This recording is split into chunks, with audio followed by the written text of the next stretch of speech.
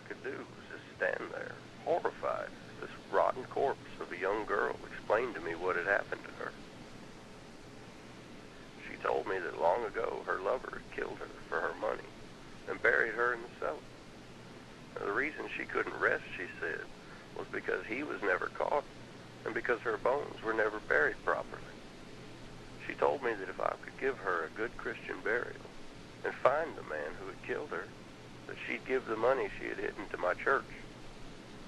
She said that if I could help her to return once more, and I would hear her voice around midnight, and she'd tell me where she hid the money. Now, I didn't really bother asking any questions because I think I was a little too scared. I mean, I just stood there because I couldn't say anything. And just like that, she let go of my arm and kind of swayed back towards the cellar door and disappeared.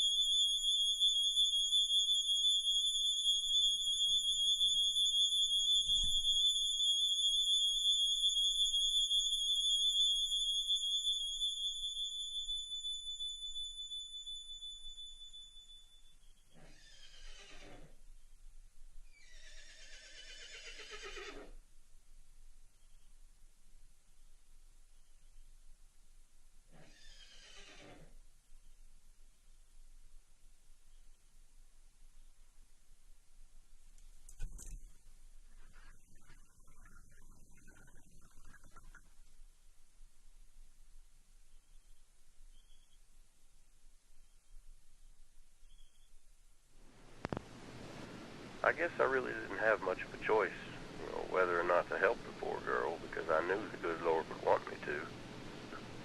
So I grabbed a lantern and I headed for the cellar.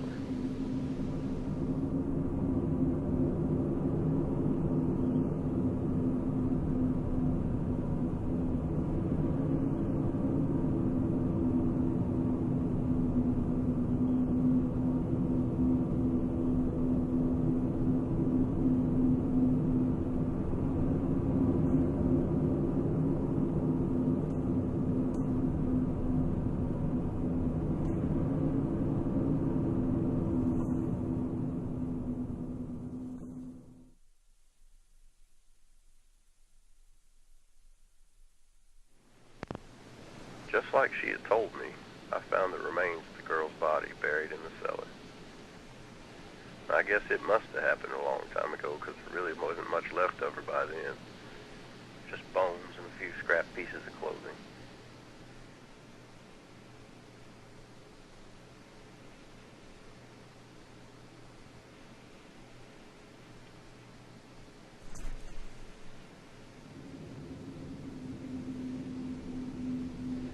Well, I guess you could say I felt sorry for her because everybody deserves to rest.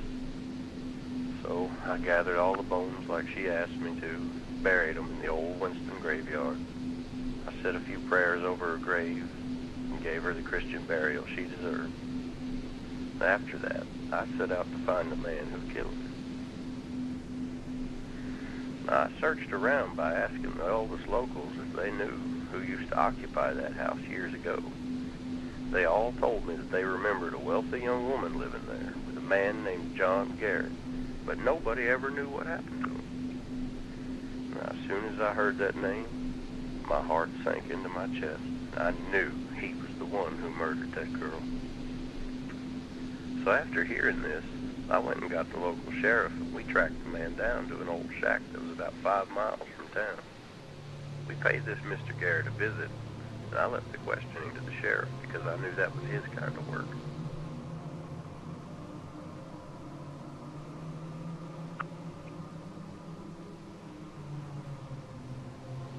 He started off asking him how long he'd been living in that old place, but you know what? As soon as we mentioned finding the girl's bones in the cellar, the man broke down into hysteria and confessed.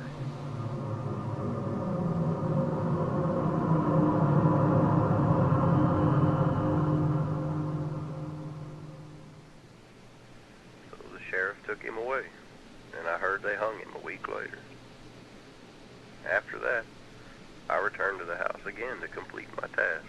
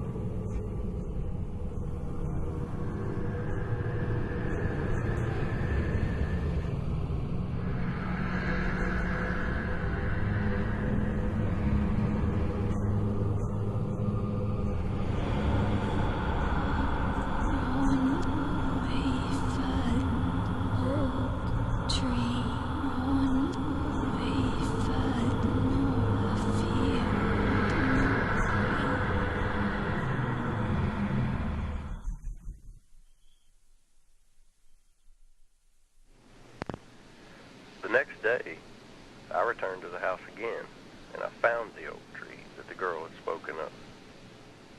At the base of the tree was this funny-looking rock that looked kind of like a heart. So I dug underneath it, and sure enough, I found the sack of money that she had been killed for. So, as she requested of me, I donated the money to help my congregation. Now, after that, I never stepped foot in that old place again, but it remained empty until the summer of 1945, when it mysteriously burnt to the ground. No one ever knew who or what caused it, but most people who remember called it a ghost fire.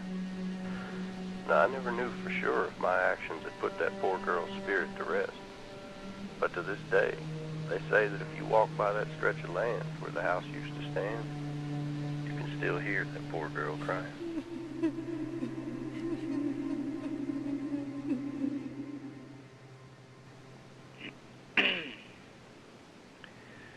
Well, thank you for your time, Mr. Howe. That was an incredible story.